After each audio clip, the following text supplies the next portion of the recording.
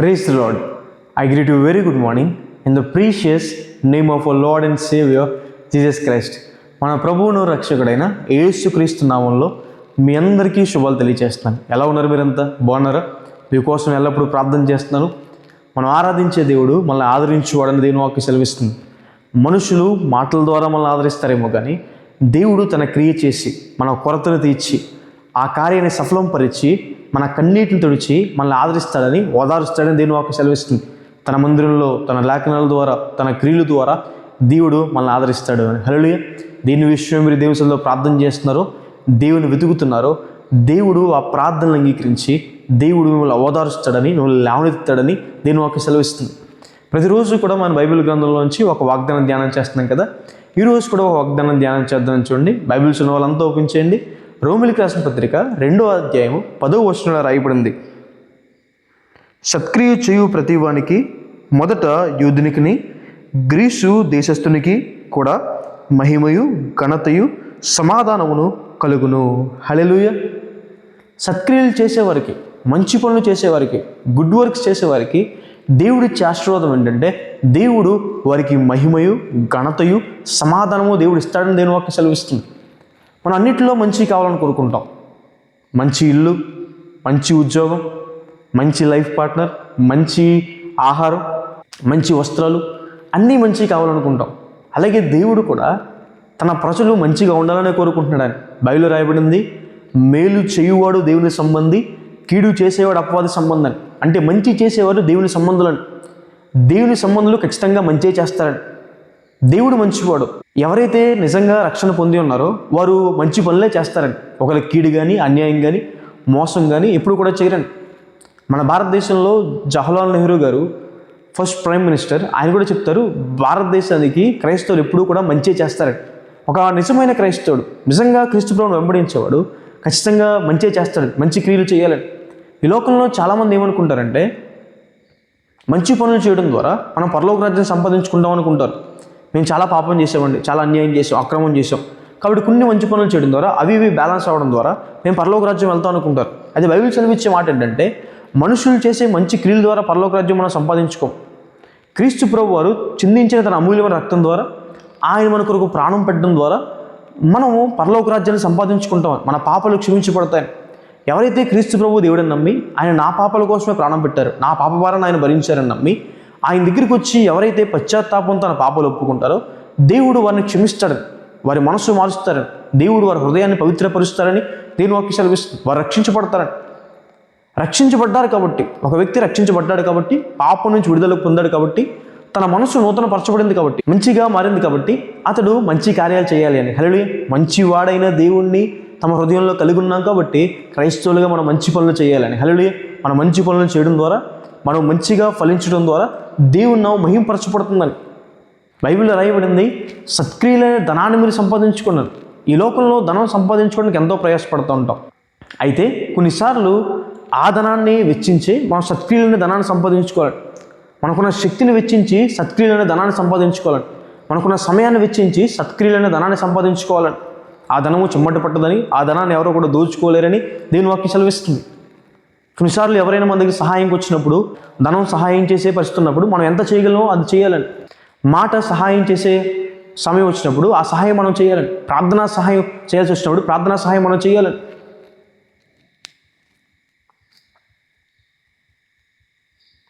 అలా చేయడం ద్వారా మనం దేవుడి నుంచి ప్రతిఫలం పొందుకుంటాం. దేవుని నామమున చేసే ప్రతి మంచి పనికి దేవుడు మనకు ప్రతిఫలం ఇస్తాడు. ఈరోజు మనం ఎవరికైతే సహాయం చేస్తున్నామో వారు మనకు తిరిగి సహాయం చేయకపోవచ్చేమో, వారు మనకు తిరిగి సహాయం చేయకపోవచ్చేమో, కానీ దేవుడు మాత్రం మనకు సహాయం చేస్తాడు అని దేవుని వాక్యం సెలవిస్తుంది. బేదలకి సహాయం చేసేవాడు యెహోవాకు అప్పించువాడని దేవుని వాక్యం సెలవిస్తుంది. మనం ఎవరైనా దేవుడికి అప్పివ్వగలమా?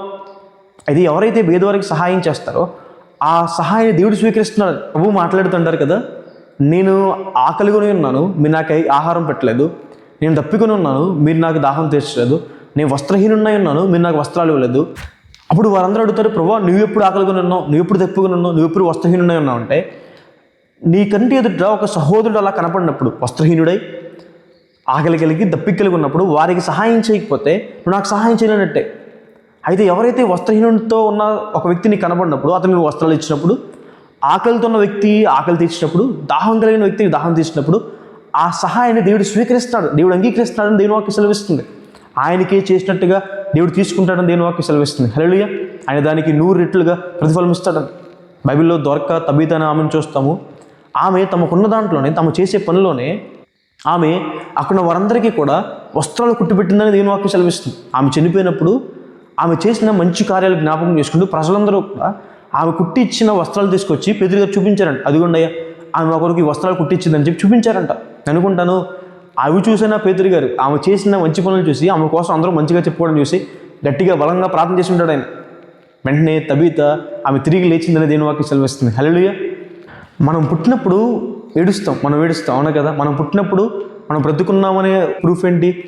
ఆ పుట్టిన శిశువు ఏడిస్తే బ్రతుకున్నట్టు. అందుకే పుట్టిన శిశువు ఏడవాలని చెప్పి వెన్ను తడతారు, తల కిందగా వేలాడదీస్తారు, ఇవన్నీ కార్యాలు చేస్తారు. అయితే మనం చనిపోయినప్పుడంట మన కోసం ఏడ్చేవాళ్ళు అనేక మంది ఉండాలంట. అయ్యో వీళ్ళని మిస్ అయిపోయామే, వీళ్ళు ఇంకా కొద్ది కాలం బ్రతుకుంటే ఇంకా మంచి చేసేవారే, ఇంకా సహాయం చేసేవారే, వీరు అనేక మందికి దీవెనకరంగా ఉండేవారే అని కొంతమంది మన కోసం ఏడ్చేవారు ఉండాలంట. అలా బ్రతికితే అది అర్థవంతమైన బ్రతుకని. హల్లెలూయా. దేవుని ప్రజలు అలాంటి జీవితాన్ని కలిగి ఉండాలంట. స్వార్థం కలిగి కానీ, కల్మషం కలిగి కానీ, కుట్ర కలిగి కానీ కాకుండా సహాయం చేసేవారుగా, మంచి పనులు చేసేవారుగా ఉండాలంట. న్యాయం తీర్చేవారుగా, పరిశుద్ధంగా, పవిత్రంగా ఉండాలని దేవుని వాక్యం సెలవిస్తుంది. బైబిల్లో మగ్దలేని మరిని చూస్తాము. ఆమె 300 దేనారములు అనగా ఆ టైంలో సంవత్సరం కష్టార్జితం తీసుకొచ్చి ఒక అత్తర్ని కొని ఆ అత్తర్ని క్రీస్తు ప్రభు వారి పాదాల దగ్గర పెట్టిందని. ప్రభువు అంటారు కదా, ఈమె నా విషయం ఒక మంచి కార్యం చేసిందని. సువార్త ప్రకటించబడిన ప్రతిసారి కూడా ఈమె పేరు జ్ఞాపకంలో ఉంటుందని. హల్లెలూయా. చేస్తున్నామా మనం? దేవుని విషయమే మంచి పనులు చేస్తున్నామా? దేవుని మందిరం పనంటే ముందుకు వస్తున్నామా?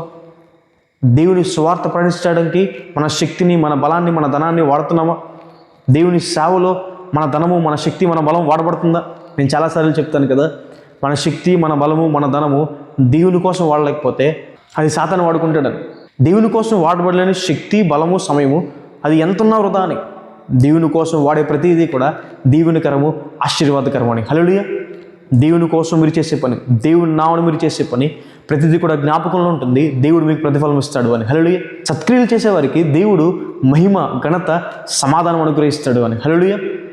మహిమ, ఘనత అంటే అర్థం ఏంటంటే వారికి మంచి పేరు ఉంటుందని, వారి ప్రభావం అనేక మందికి ఉంటుందని, వారి కోసం అనేక మంది మాట్లాడుకుంటారని మంచిగా. సొలొమోను గారి కోసం చుట్టుపక్కల దేశాల రాజులు కూడా విని ఆయన్ని చూడాలని చాలామంది రాజులు వచ్చారంట. సొలొమోను గారికి అంత ఘనత దేవుడు ఇచ్చారు. దావీదు గారికి దేవుడు అంత ఘనత ఇచ్చారు. సమూయేలు అనే ప్రవక్తకి దేవుడు అంత ఘనత ఇచ్చారు. బైబిల్లో ఎలీషా గారి కోసం, ఏలియా గారి కోసం రాజులు సైతం మాట్లాడతారు. ఇశ్రాయేలు ప్రజలకి రథములు, రౌతులు నీవే. ఒక ప్రవక్త కోసం మాట్లాడిన మాట, మీరే ఇశ్రాయేలు ప్రజలకి బలమని. ఎందుకంటే వారిని దేవుడు మహింపరిచాడు, కనపరిచాడని. హల్లెలూయా. సత్క్రియలు చేసే మిమ్మల్ని కూడా దేవుడు కనపరుస్తాడని, మహింపరుస్తాడని దేవుని వాక్యం సెలవిస్తుంది. అలాగే సత్క్రియలు చేసేవారు సమాధానం కలిగి ఉంటారని. స్వార్థంగా బ్రతికేవారు కానీ, కల్మషంతో బ్రతికేవారు కానీ, అసూయతో బ్రతికేవారు కానీ వారికి శాంతి, సమాధానం ఉండవు. తమకున్న దాంట్లో పక్క వాళ్ళకి సహాయం చేస్తూ, మేలు చేస్తూ మంచిగా బ్రతుకుతున్నవారు శాంతి కలిగి, సమాధానం కలిగి బ్రతుకుతారని. హల్లెలూయా.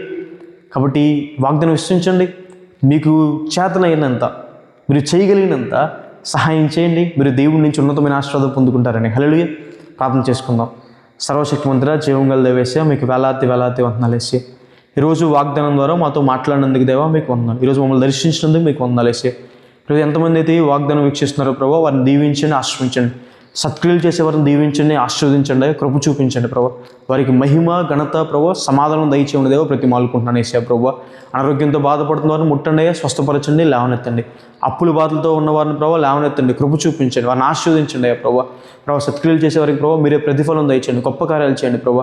మీ పనుల నిమిత్తం సత్క్రియలు చేసేవారిని ప్రభావ, ఇచ్చేవారిని ఇంకా దీవించండి, ఆశ్రయించండి, గొప్ప కార్యాలు చేయండి ప్రభావ. బలంగా, ఘనంగా వాడుకోండి. మీ ప్రజలుగా ప్రభావ మీ సత్క్రియలు చేయడం ద్వారా తండ్రి, సత్క్రియలు చేసి తండ్రి మీ నామను మహింపరిచే వరకు మనం ఉంచుకోండి, కృప చూపించమని దేవా.